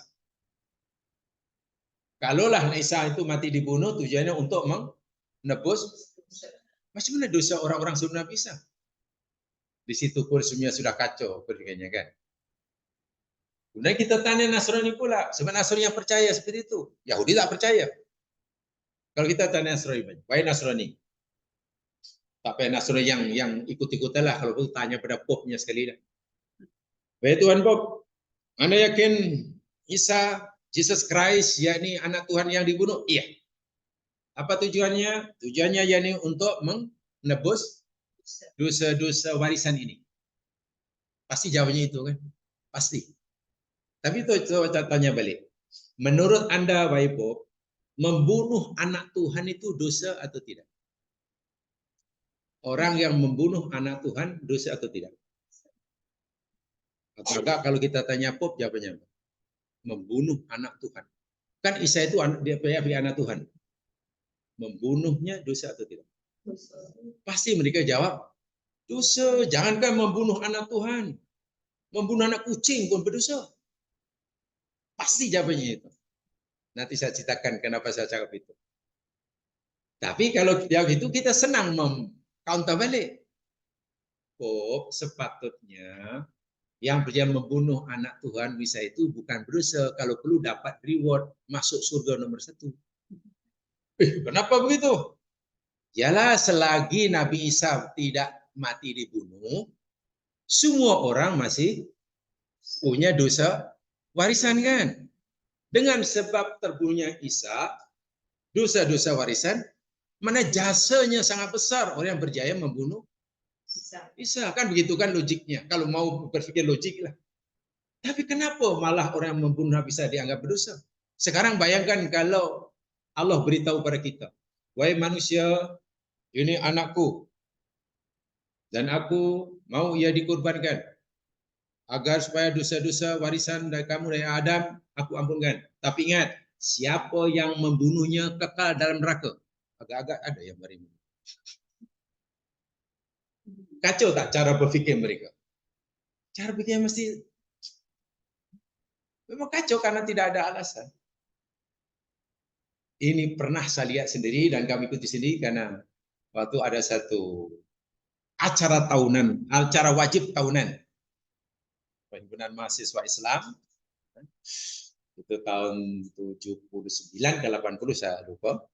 Satu di antara acara wajib tahunan mahasiswa tiap tahun mesti mengadakan dialog antar agama.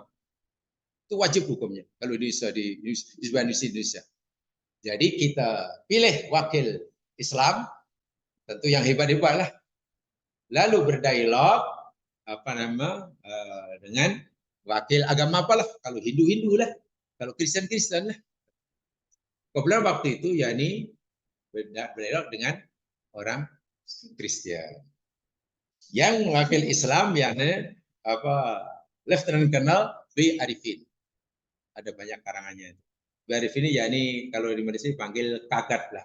Kagat Angkatan Tentera. Core agama lah. Core agama Tentera. Tapi dia sangat alim.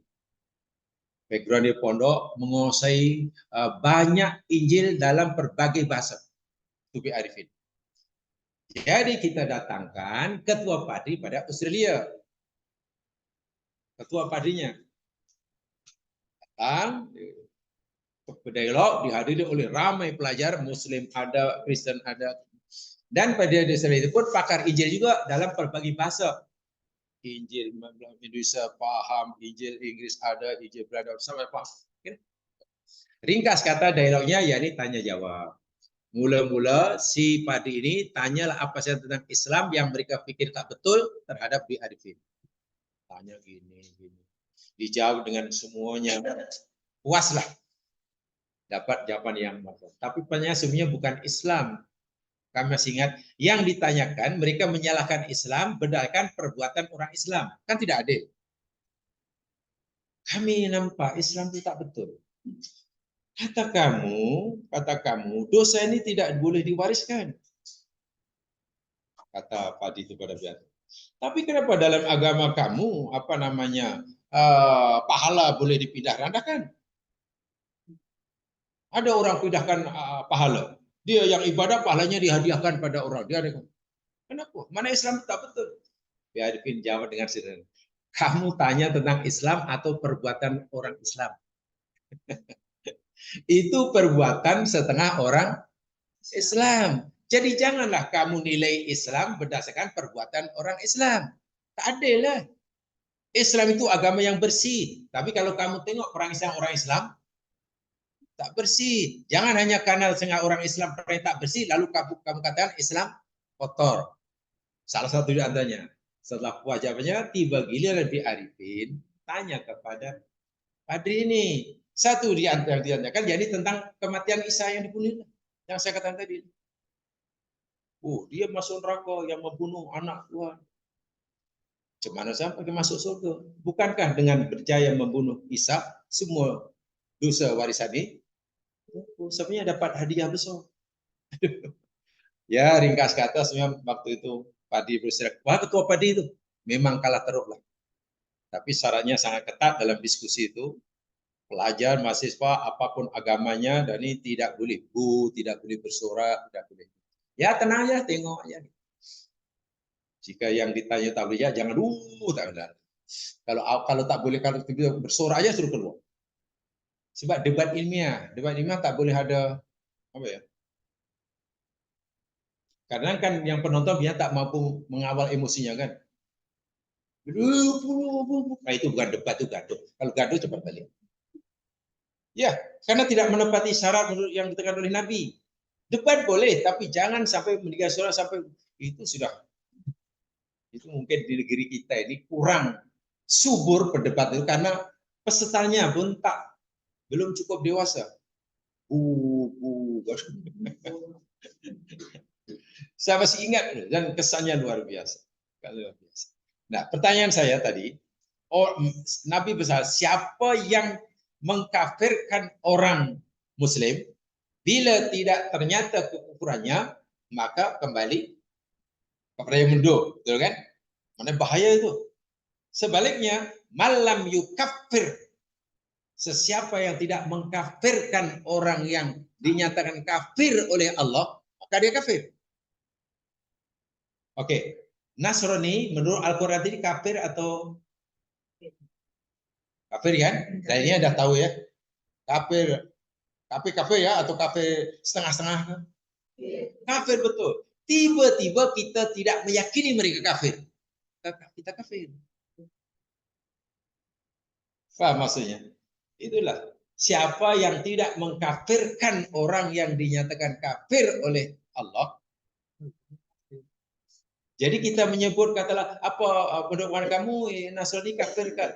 Tinggallah kejap. Saya pun agak ragu-ragu lah. Sebab dia Mother Teresa ini baik. Saya kalau saya nak kata kafir macam kejam sangat. Apa pula ragu-ragu? Quran kata kafir. Jangan sampai gitu. Karena ini banyak sebenarnya orang Islam pun kurang paham Al-Qur'annya. Awal tahun 90-an. Ya, itu 90 berapa ya? Dulu Mother Teresa mati itu 1900 Teresa kan mati kan. Tiba-tiba ada sekolah swasta di Malaysia ini, saya tak sebut di mana, tapi yang pasti di Kelungkung lah, kawasan elit, namanya private, tentulah mahal bayarannya, pelajarnya pun macam-macam. Walaupun yang punya ini orang Islam, ya pengetahuannya orang Muslim, dah haji pun.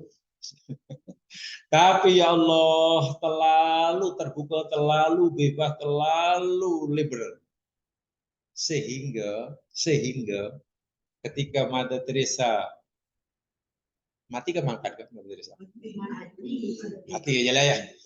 Ketika mati, pelajar-pelajar kan biasa hari Senin berhimpun begitu kan. Satu di antara acara pada Senin itu, yakni di pelajar-pelajar disuruh berdoa. Jadi berdoa karena dia yang mati ini Kristen, jadi yang memimpin doa Kristen lah. Sementara yang Muslim disuruhlah berdoa ikut kepercayaan agama masing-masing. Karena walau bagaimanapun dia orang yang baik katanya. Apa hanya? Jadi Mother Teresa tidak lagi dianggap sebagai orang kafir tulen, tapi mungkin jadi agak berat mengatakan dia kafir itu. Itu bahaya sekali ya misalnya. Dan ini sekolah yang dimiliki oleh orang Muslim, walaupun muridnya dari berbagai agama. Saya dibeli laporan itu, dan yang laporan itu pun ya ada kenangan lah hubungan dengan yang ampunya sekolah. Makanya sekolah itu pun kalau keluarnya pun kenal baik dengan saya pun pernah mengajar di rumahnya. Jadi akan sampai putus sekali punya bersifat liberal dalam sedih, sangat sedih. Sedangkan siapa yang tidak mengkafirkan orang yang jelas kafir kata Allah, maka kufurlah dia. Tapi kalau sebenarnya orang yang mengkafirkan orang mukmin lain dan terbukti tidak kafir, tuduhannya inilah hati-hati bab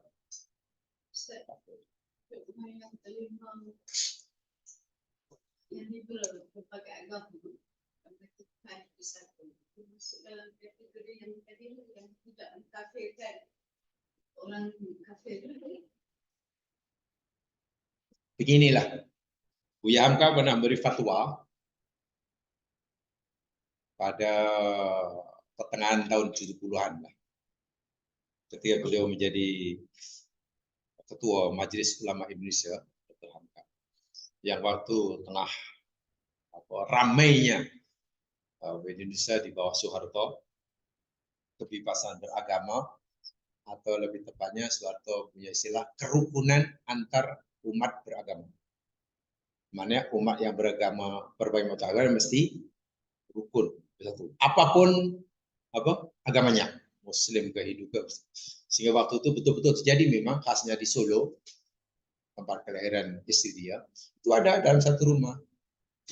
Suaminya Kristen, istrinya Muslim, anaknya Hindu, itu ada. Memang betul ada di waktu itu, era Soeharto. Jadi Hamka dengan tegas menyatakan, karena bagi mereka agama semuanya baik. Akhirnya Hamka sebagai Ketua Majelis Ulama Indonesia mengeluarkan fatwa, siapa yang berpendapat, siapa yang berkata semua agama itu baik, semua agama itu betul, dia adalah orang yang tidak beragama.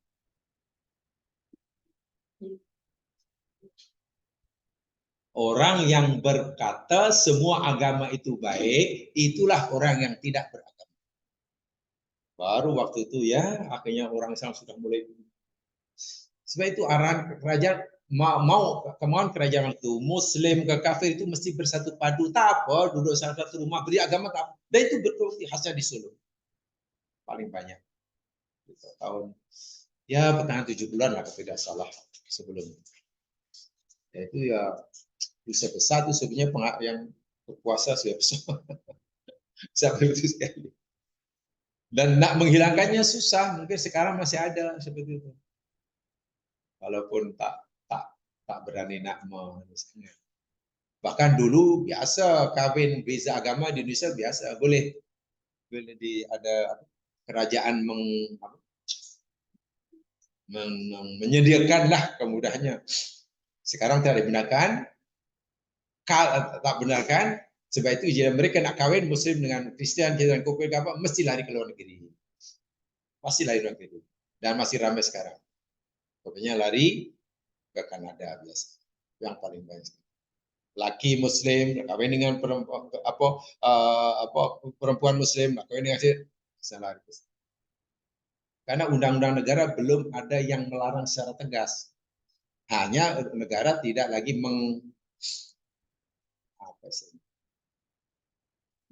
susah nak menghilangkan.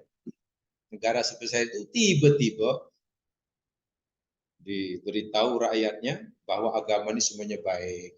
Semua agama Hamka dengan tegas, siapa yang kata semua agama itu baik, semua agama itu benar, itulah orang yang tidak beragama.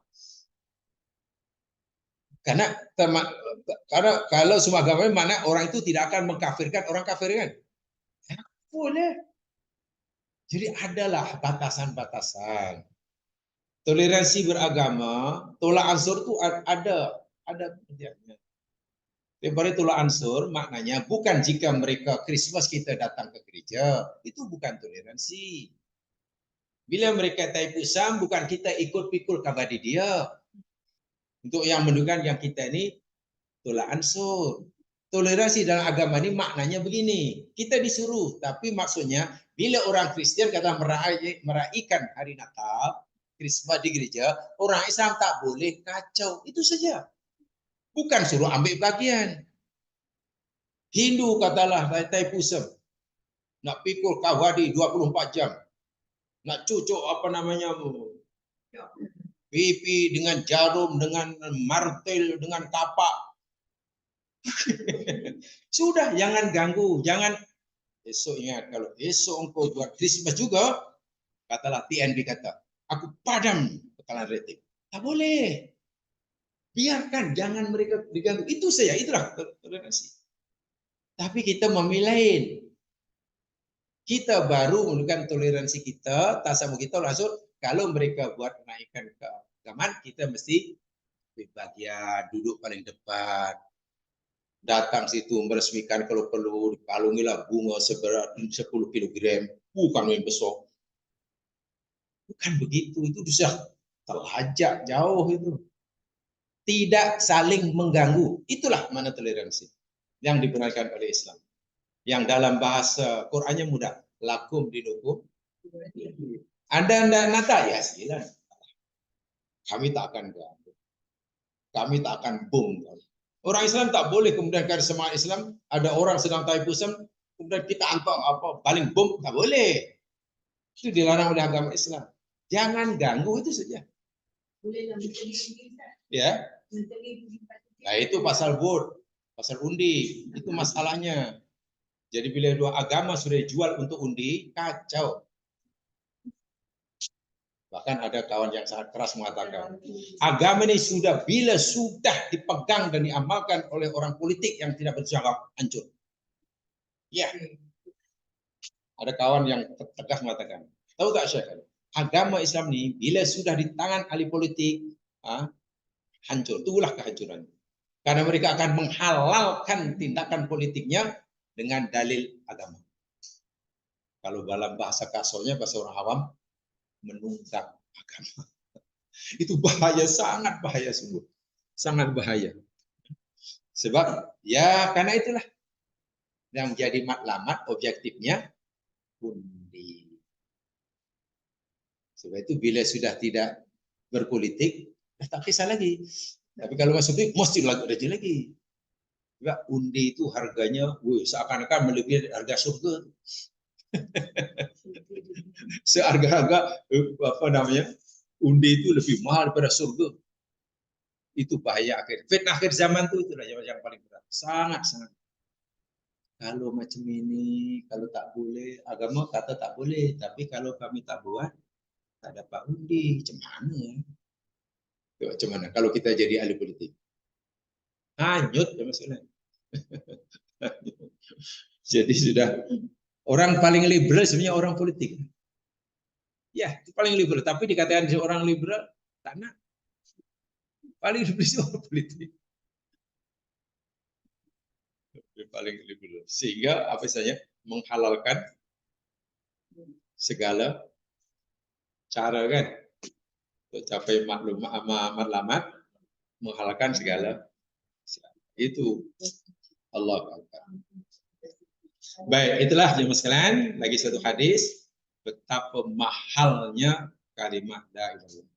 Hatta siapapun yang mengucapkannya, walaupun mengucapnya di tempat di kampung yang nak diperangi oleh orang Islam wajib mengiktiraf orang itu sebagai orang mukmin.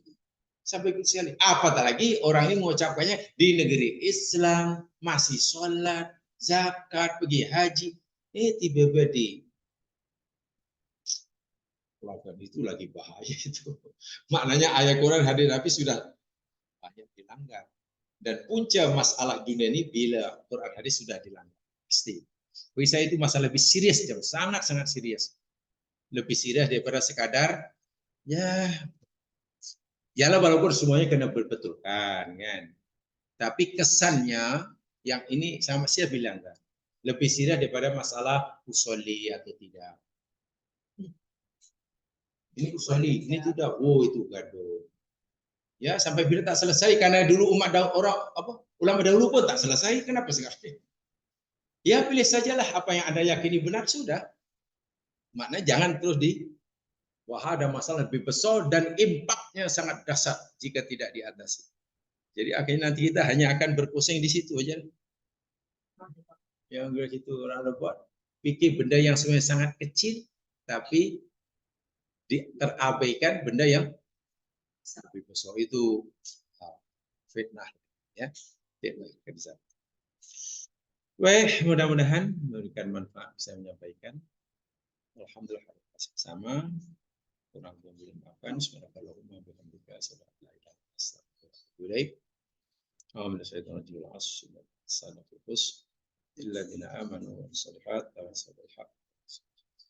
Assalamualaikum warahmatullahi wabarakatuh.